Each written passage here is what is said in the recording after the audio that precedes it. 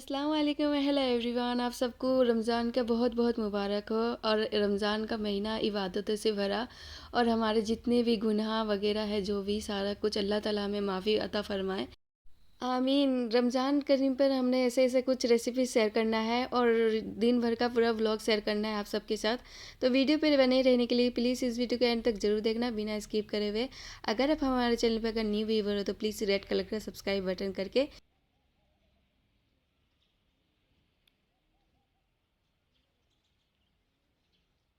अल्हम्दुलिल्लाह। रमज़ान से पहले एक दिन मैं यहाँ पे मेहंदी लगवाने के लिए गई थी चाची के यहाँ पे। मेरी जो भाभी जी है उनके हाथों से मैंने अपने हाथों में मेहंदी कोरी, और माशाल्लाह वो बहुत अच्छी लगवाती है, तो हमें हर मर्तबा उनके पास जाती हूँ मेहंदी लगवाने के लिए।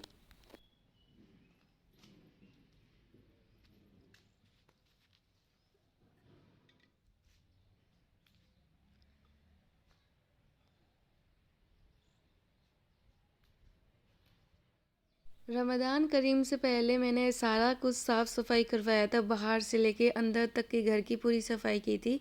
तो हमारे ये जो अंकल जी हमेशा गार्डनिंग जो है ना संभालते हैं, तो पेड़ पौधे हैं ना बहुत बड़े हो गए थे, उनको बोला था कि सारे साफ़ सफाई कर दो, जिससे कि हमारे घर में रोज़ी बरकत की कमी बिल्कुल भी ना हो। भाभी जी के हाथों से मेहंदी लगवा के आई थी, माशाल्लाह बहुत ही प्यारी लग रही थी, और इनका कलर भी माशाल्लाह बहुत अच्छा लग रहा था।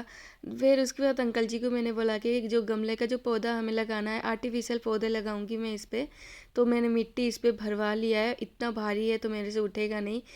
तो इस वजह से मैंने अंकल जी से उठवा के अंदर रखवा दिया।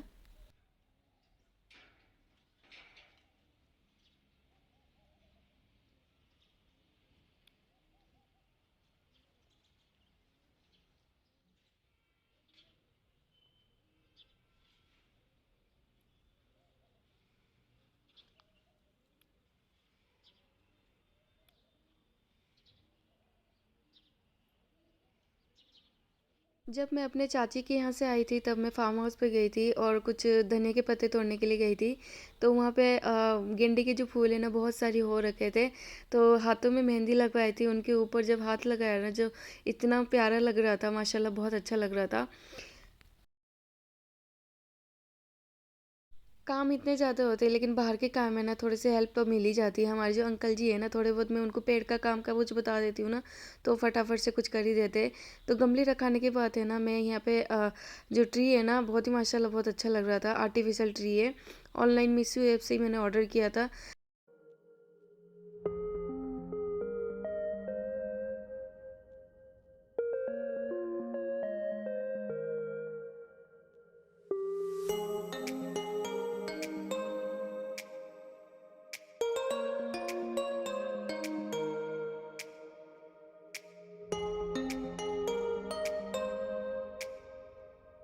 मिट्टी मैंने गमले में ऊपर ऊपर तक भर दिया है, जैसे कि मैं जो पत्थर जो कलरफुल पत्थर है ना उनको रखूँगी तो थोड़ा दिखे, लेकिन तो भी बहुत कम पड़ गया है, तो मैं ऑनलाइन से ऑर्डर और करना पड़ेगा।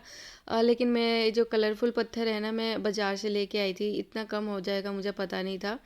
और उसके बाद हमारा जो आर्टिफिशियल ट्री है माशाल्लाह बहुत अच्छा लग रहा था, ऐसे कुछ मैंने इनको डेकोर कर दिया है।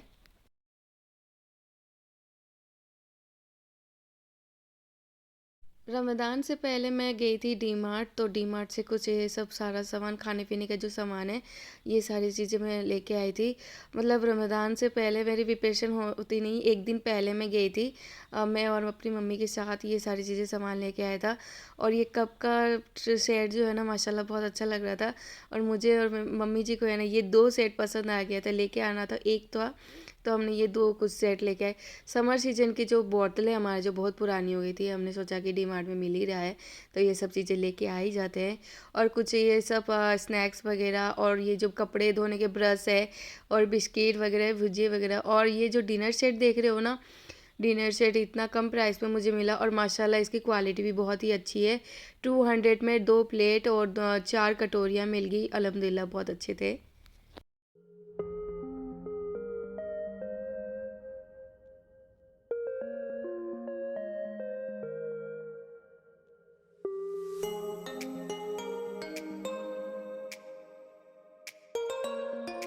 कंटेनर मेरे पास बहुत ही छोटे-छोटे कंटेनर हुआ करते हैं। मैं ये थोड़ा कंटेनर बड़ा साइज़ का लेके आई थी और इसकी अनबॉक्सिंग कराया था ना, तो माशाल्लाह बहुत अच्छा था और ये खुलने में मैं इसको पकड़ने में बहुत ही अच्छा था और इसके इस टाइप से मैंने कुछ सारा सामान इसमें ऑर्गेनाइज़ कर दिया।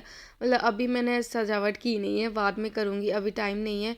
अभी मुझे सर्गी की भी तैयारी करनी है, तो एक बार मैं सारा कुछ इसमें डाल देती हूँ। सुबह के टाइम पे इसको सारा कुछ सेट करूँगी।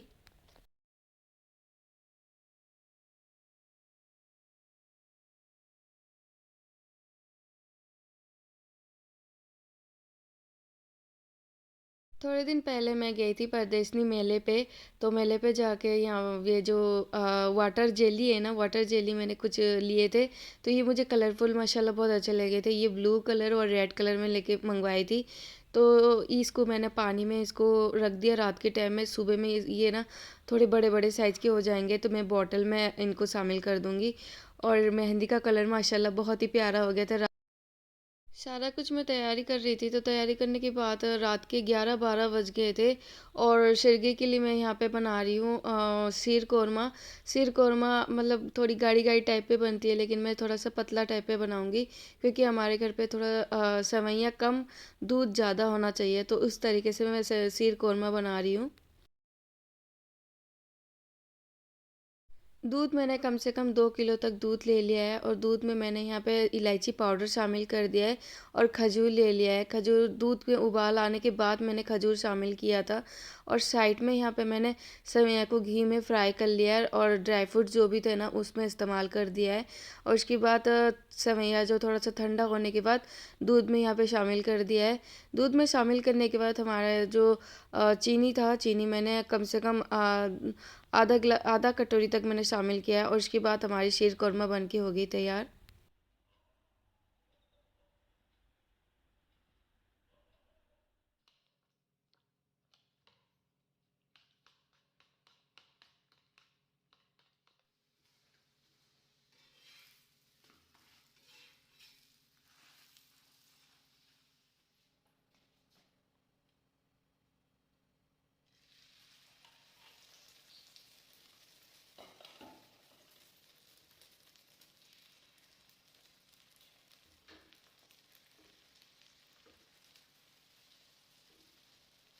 सहरी के टाइम पे उठे थे हम 4 बजे के टाइम पे और 4 बजे वे यहाँ पे मैंने ऑमलेट और पराठे और शीर कौरमा मैंने 11-12 बजे के टाइम पे बनाई थी।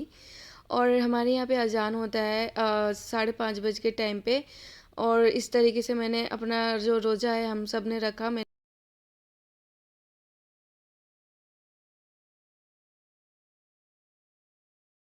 रोज़ा रखने के बाद सबको चाय चाहिए होती है, तो मैंने साइड में चाय भी बना ली थी और चाय अगर नहीं लेंगे ना तो उनका दिन बिल्कुल भी गुजारा नहीं होता है, तो चाय तो बिल्कुल पूरी तरह से चाहिए ही चाहिए।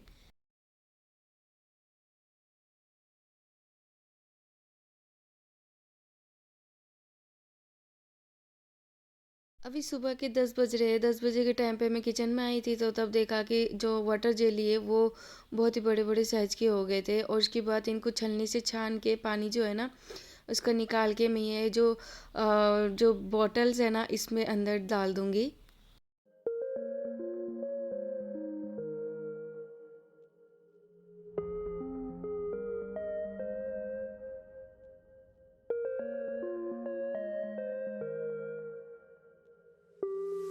इनका कलर कितना प्यारा था और इनको जब मैं बॉटल्स में डाल रही थी ना तो ये उछल उछल के यहाँ वहाँ पे गिर रहे थे।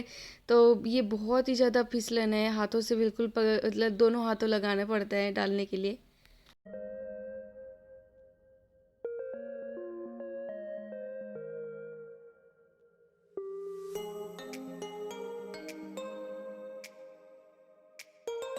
अभी तो फ़िलहाल समझ नहीं आ रहा था इनको कहाँ पे रखूँ, एक बार तो साइड में रख दिया है, बाद में अगर समझ में आएगा तो घर डेकोरेट कर दूँगी। और उसके बाद ये माशाल्लाह देखो कप कितने अच्छे लग रहे हैं, मतलब मारवाड़ी में कहते हैं इनको फूट रो लग रही है। तो ये इस तरीके से मैंने इनको ऑर्गेनाइज़ कर दिया है। नहा धो के मैं तैयार हो गई थी और उसके बाद यहाँ पे मैंने हाथों में मेहंदी, नई चूड़ियाँ लगा पहन ली और उसके बाद मैंने नया नया सलवार सूट भी सिल लिया। कॉटन का माशाल्लाह बहुत ही प्यारा लग रहा था, अपनी मम्मी के यहाँ से मंगवाया था। और उसके बाद ज़ोहर का टाइम हो गया था तो नमाज़ पढ़ लेते हैं।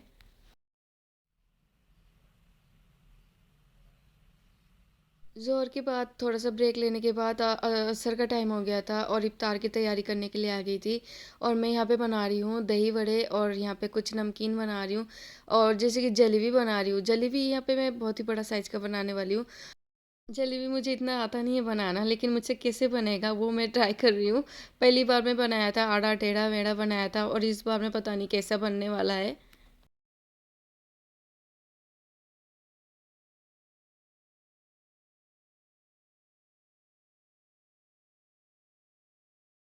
दही बड़े के बैटर में मैंने यहाँ पे डाले हैं कुछ ड्राई फ्रूट्स डाल दिए और यहाँ पे नमक डाल दिया है और थोड़ा-सा बेकिंग पाउडर भी डाल दिया है। बेकिंग पाउडर नहीं, इनो डाला है मैंने। इनो मैंने जलेबी की बैटर में भी डाला है। इन सब कुछ डालने के बाद जो दही बड़े का बैटर है उनको मैंने साइड में फेंट के रख दिया और उसके बाद यहाँ पे जलेबी का बैटर भी हम फेंट लेते हैं।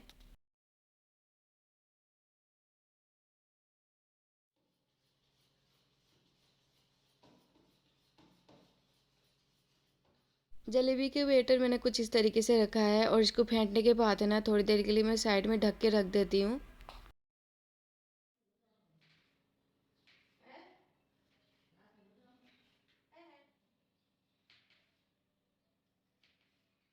इफ्तार की रेसिपी कुछ अलग सा चटपटा सा हो ना तभी तो मज़ा आता है। तो जैसे कि मैं यहाँ पे शेयर कर रही हूँ आप सबके साथ पोटैटो चिप्स थोड़ा चटपटेदार स्पाइसीदार मैं रेसिपी शेयर कर रही हूँ। तो उससे सबसे पहले मैं यहाँ पे कॉर्नफ्लावर और थोड़ा-सा मैदा भी डाला है मैंने और यहाँ पे चिली फ्लेक्स मैंने 1 चम्मच पूरा भर के डाला है, इससे क्या है स्पाइसी भी हो जाएगी। और इसके बाद ब्लैक पेपर यहाँ पे शामिल कर दिया है और इसके बाद यहाँ पे थोड़ा-सा फ्रूट कलर भी यहाँ पे इस्तेमाल कर रही हूँ। इससे क्या है कि जो चिप्स का कलर है ना थोड़ा-सा चेंज हो जाएगा।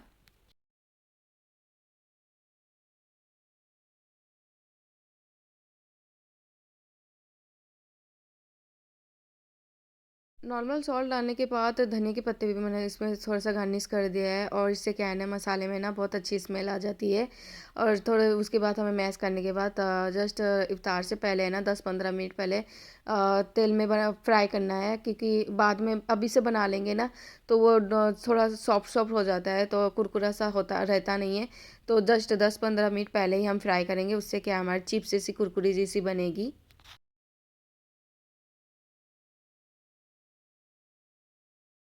जलेबी जो है ना मैंने बहुत ही बड़ा साइज़ का बनाया है। देखो ऐसे कुछ बनाया है, जलेबी ऐसे तो होता नहीं है लेकिन कुछ अलग-अलग टाइप से बने हैं।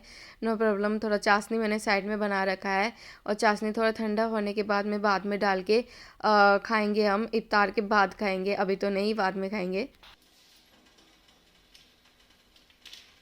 सारा कुछ करने के बाद दही वड़े भी मैंने साइड में फ्राई कर ली थी और दही वड़े माशाल्लाह बहुत ही सॉफ्ट सॉफ्ट से बने थे और इनको मैंने पानी में भी डिप करके रख दिया था और रखने के बाद इफ्तार के टाइम पे हम खाएँगे।